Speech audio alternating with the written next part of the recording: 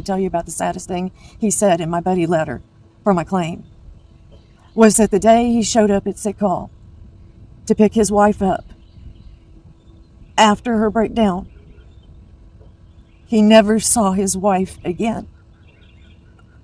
And he still hasn't. Well, good morning, y'all. It's Rose. I'm 100% permanent and total disabled through the VA. I was a Marine for psychiatric issues. So the crazy ladies on the loose, watch out. Anyway, I wanted to talk about a commenter that kind of, at first pissed me off, and then you broke my heart. Because saying something like, you don't understand why I'm so broken, from being in the military because I didn't see combat or have bullets fly over me or have to shoot an 8-year-old child. No, I didn't have to. You know why? Because the fight was at home with my own fellow Marines. There's going to be some bad ones, and there were, and they broke me, mind, body, and soul. Before you come at me in the comments like that and say, I don't understand why, you're going to have to, expound on this. Bitch, if you would have watched some of my other videos, you'd know what the hell was going on. Do you know that? So go do your due diligence before you start accusing me of, oh my God, because I didn't have bullets or have to shoot an 8-year-old child, that okay, not a seizure, I don't want to have a seizure, but if a 3-man gang rape in the shower, because back in the 80s we didn't have locks on the doors in the air wing hangars, and I had to share with the guys so anybody could walk in on my sign, and they did, and it was planned. Somebody watched the door, and then one came in to use the urinal, and I was like, he's an E9? He's awful young for an E9. I've never seen him around here. And I'm like, we're in the back of the hangar. What are you doing in here? So it didn't make sense. And I said, didn't you see my sign on the door saying WM and head? And he says to me, well, you ain't got nothing I ain't seen before. I mean, I was so close to him naked in the shower that I could have reached back like this and held it for him while he used the urinal. Yeah. And then,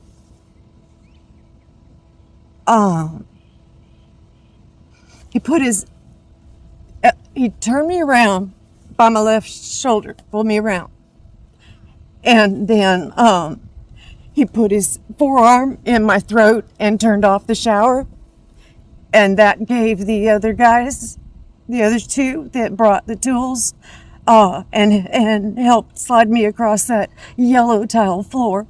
They brought tools to torture me with, besides the gang rape. I have to say that for YouTube's sake, making up words here like kindergartners.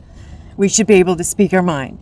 But anyway, so they tortured me, did what they wanted with me. I didn't say a word to nobody. I knew better. But, so Bush, back in the Stone Ages, said we were going to gear up for Iraq, and we were getting our 782 gear out and stuff. And I hadn't told anybody, but they were going to make sure I never told anybody, because one of them walked up behind me and whispered in my ear that they were going to kill me in Iraq and make it look like an accident. I believed him. I mean, they'd already brutalized me. I could see him putting me on watch for 24 hours in the sun with no water. That would have killed me. That would have been considered a training accident. They could have done it. They wouldn't even have had to shoot me. Oh my God. I didn't need bullets flying over my head. I had a couple Marine-sized bullets.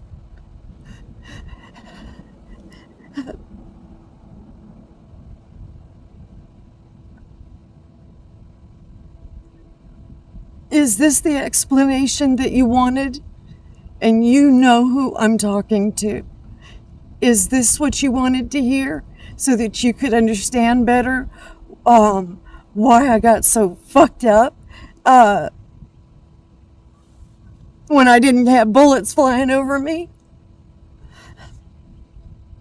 Is this what you wanted to hear?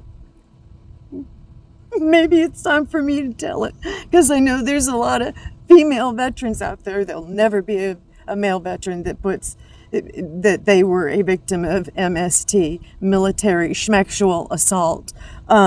It does happen to males, and they don't talk about it. But there's a whole bunch of us ladies who have been abused and raped and beaten and tortured, to know that they were gonna kill me. I knew it. I knew it deep in my heart. They hated me that bad. I'd already been in psychotherapy for 4 months because they were abusing me at my squadron so badly. It was one of those places, it was like the Twilight Zone, where if women didn't belong in their Marine Corps. And it was the old Vietnam guys that were finally at the top who were really pissed off about females being in their Marine Corps and getting paid for the same stuff while the other guys go out and get shot up. And they were holding grudges forever. And they were my bosses. And at this squadron, women didn't belong in their Marine Corps. That was my welcome aboard speech, was that they were pissed off that they got a woman Marine, a WM. And I was like, why would a clerk who I'm reporting with orders, why would he say that to me? That they're pissed off that they got a WM. I was like, that's a really weird thing to say. And then the nightmare began. And within maybe a month and a half, I sought psychotherapy from a civilian therapist on base. And I'd been seeing her for a couple of months before this incident happened. And she was my refuge on the day that I received my death threat. And I went on my chow hour. I didn't go UA to go see her, but once I got behind doors in her office, I was terrified for my life. I knew they were going to kill me, and I told her everything. And then you do the scream crying where you can't cry any harder or any louder.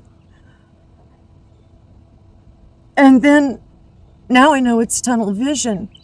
And she was asking me questions, and I couldn't answer them. I understood, but how I explained it later in my personal statement letter on my VA claim was that it felt like I had sunk back into my body, and I was like peering out these two little tiny holes that were supposed to be my eyes. Now I know that's tunnel vision. Yes, and I've had it many times since. Yeah, those boys broke me. Sorry, I'm not strong enough that it didn't hurt me. It destroyed me.